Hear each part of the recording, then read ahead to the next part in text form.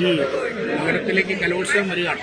കലോത്സവം പിന്നെ ഒരു 7-8 ദിവസം ഇവിടെ ആകെ ബഹളമാണ്. ബഹളം എന്ന് പറഞ്ഞാൽ സന്തോഷമുള്ള ബഹളമാണ്. എങ്ങനെയാണ് നഗരസഭയുടെ ഭാഗത്ത് എല്ലാ ഒരുക്കങ്ങളും പൂർത്തിയായിട്ടുണ്ട്. നമ്മളിപ്പോ നിൽക്കുന്ന ഇത് ഭക്ഷണശാല ആയതുകൊണ്ട് തന്നെ ഇവിടെ കുറച്ചധികം ശ്രദ്ധയുള്ള ഒരു സ്ഥലമാണ്. കാരണം വേസ്റ്റ് സ്വാഭാവികമായി ഉത്പാദിപ്പിക്കുന്ന സ്ഥലമാണ്. അപ്പൊ ഒന്നാം വേദി പോലെ തന്നെ നമ്മുടെ പ്രധാനപ്പെട്ട വേദി പോലെ തന്നെ കൂടുതൽ നമ്മുടെ ശുചീകരണ തൊഴിലാളികൾ, ആരോഗ്യ വിഭാഗം ജീവനക്കാർ അവരെ വിന്യസിച്ചിട്ടുള്ള സ്ഥലം കൂടിയാണിത്.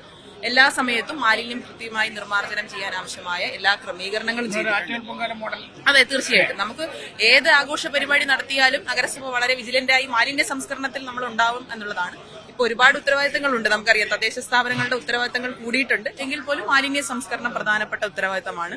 ഒരു മിനി ആറ്റുകാൽ പൊങ്കാലയായിട്ട് തന്നെ നമുക്കതിനെ കാണാം. ആ എഫേർട്ടോടുകൂടി തന്നെയാണ് എല്ലാ കാര്യങ്ങളും നമ്മളിപ്പോ ക്രമീകരിച്ചിരിക്കുന്നത്.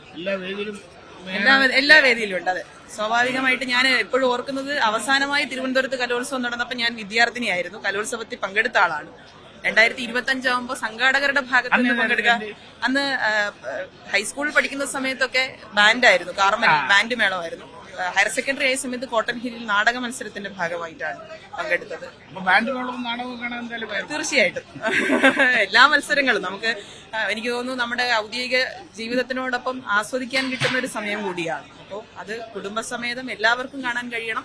തിരുവനന്തപുരത്തെ ജനങ്ങൾ അത് ഏറ്റെടുക്കണം എന്നുള്ള അഭ്യർത്ഥന കൂടി നമുക്ക്. ഓക്കെ.